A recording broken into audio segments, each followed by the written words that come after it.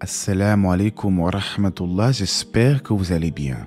La sourate Les Poètes est une sourate mécoise composée de 227 versets. Elle traite en partie du récit des prophètes et se termine en évoquant les poètes et leurs caractéristiques. N'oubliez pas que vous pouvez suivre chaque épisode de cette série via la playlist Tafsir Explication du Coran. Ne quittez pas, on se retrouve tout de suite après la petite intro.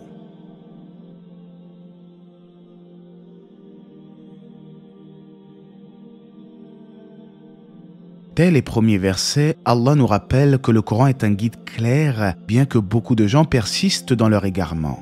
Puis Allah dit dans le sens du verset, « Il se peut que tu te consumes de chagrin parce qu'ils ne sont pas croyants. » Ici, on comprend que le Créateur tente de rassurer le prophète alayhi salatu wassalam, et comme il est dit dans la sourate Le Créateur, il ne faut pas être chagriné pour ceux qui rejettent la vérité. Le verset suivant nous dit, « Si nous voulions, nous ferions descendre du ciel sur eux un prodige devant lequel leurs nuques resteront courbées. » Mais comme le précise Shir Sardi dans son exégèse, cela n'a aucun intérêt car la véritable foi est celle qui relève de la croyance en l'invisible, comme l'indique le verset. « Le jour où certains signes de ton Seigneur viendront, la foi en lui ne profitera à aucune âme qui n'avait cru auparavant ou qui n'avait acquis aucun mérite de sa croyance. » Suite à quoi il est dit qu'aucun rappel ne leur vient du tout miséricordieux sans qu'ils ne s'en détournent. C'est-à-dire que la plupart des gens n'acceptent pas la révélation divine, que ce soit dans le passé ou même de nos jours. Mais le verset 6 nous dit que les incroyants auront bientôt des nouvelles de ce dont ils se moquaient.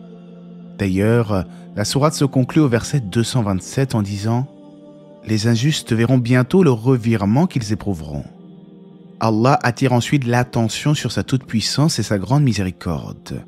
En effet, le Tout-Puissant qui a créé toutes choses demeure miséricordieux envers ses serviteurs, même s'ils renient la vérité. Cela car Allah accorde toujours un délai aux infidèles avant de les châtier s'ils ne s'amendent pas. À partir du verset 10, Allah relate en détail l'histoire de Moïse, Moussa alayhi salam et de Pharaon.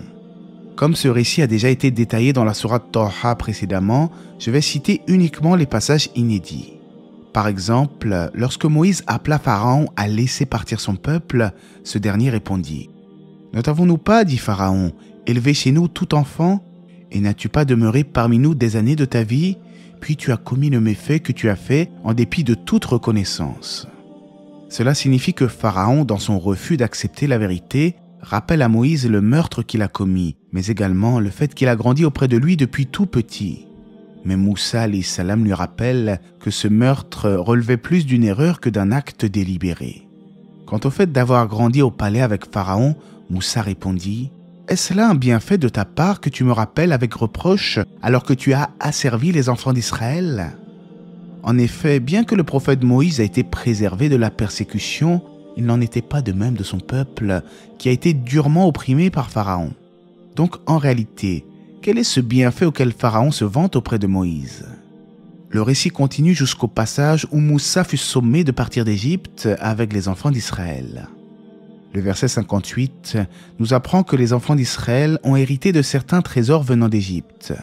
Dans le Tafsir d'Ibn Kathir, ce passage est commenté en disant que cette nuit-là, les enfants d'Israël ont pris des bijoux au peuple de Pharaon. De surcroît, Moussa transporta également la tombe du prophète Youssouf alayhi salam, Joseph. En fait, c'est Youssouf lui-même qui demanda à ce que son cercueil soit transporté par les enfants d'Israël après sa mort. La suite de l'histoire, vous la connaissez. Pharaon poursuivit ensuite Moïse et son peuple jusqu'à être complètement noyé dans la mer Rouge. Mais Allah sauva les enfants d'Israël et le prophète Moussa alayhi salam, car il est le puissant, mais aussi le miséricordieux. La sourate se poursuit avec le récit du prophète Ibrahim alayhi salam.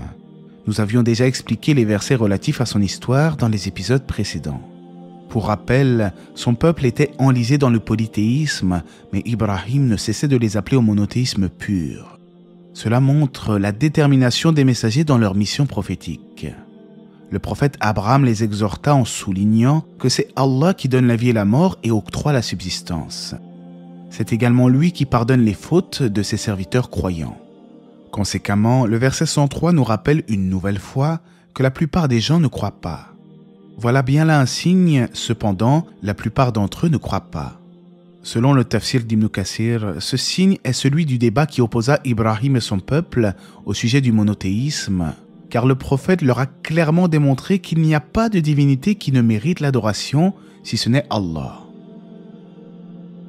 Allah continue en évoquant les récits de plusieurs prophètes, Noé, Nuh, Hud, Salih, Lut et Shu'aib.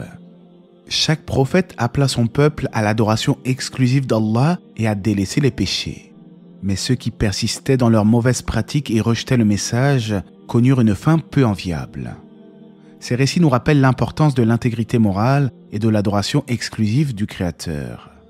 Souvent, les infidèles argumentaient dans leurs bêtises en disant « Ils dirent « Croirons-nous en toi alors que ce sont les plus vils qui te suivent ?» Il s'agit là du peuple de Noé. Leur seul argument pour rejeter la vérité était de pointer du doigt les croyants qui ne seraient en réalité que des vauriens, des rebuts de la société. L'histoire se répète, car aujourd'hui, nous autres convertis à l'islam sommes souvent confrontés à ce type de moquerie. J'entends souvent de la part des partisans de l'athéisme « Il faut vraiment être crédule pour embrasser cette religion ». Ou bien même « Ce sont vraiment les faibles d'esprit qui se convertissent à l'islam, des traîtres à la nation en réalité ». Mais Allah répond aux mécréants dans la sourate Al-Baqarah, certes, ce sont eux les véritables faibles d'esprit, mais ils ne le savent pas. En outre, si les polythéistes du peuple de Noé avaient réfléchi sérieusement, ils auraient su que les croyants étaient en réalité des gens raisonnables et des personnes de vertu. Au lieu d'adorer des pierres et de se prosterner devant ces dernières, ils ont préféré vouer leur culte au Créateur des cieux et de la terre. Alors qui sont les véritables vauriens en fin de compte ?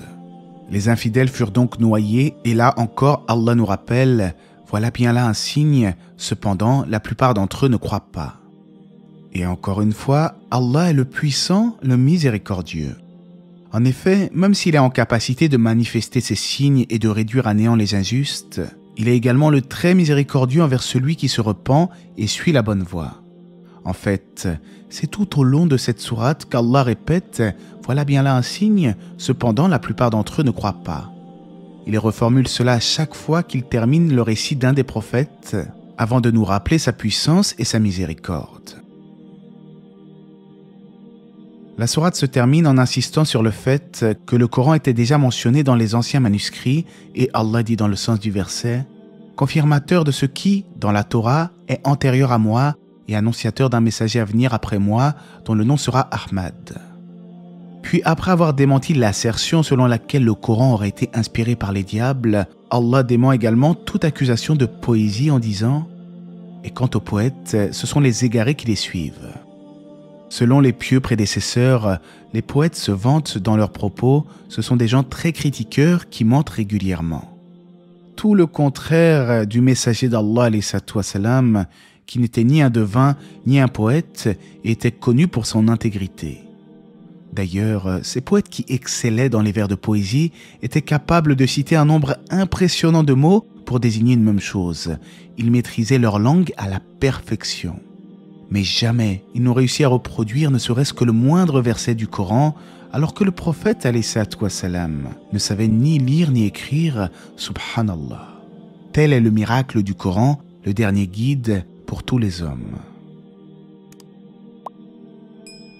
Dans cette vidéo, nous avons approfondi ensemble le récit de certains prophètes et constaté que la plupart des gens ne suivent malheureusement pas le bon chemin.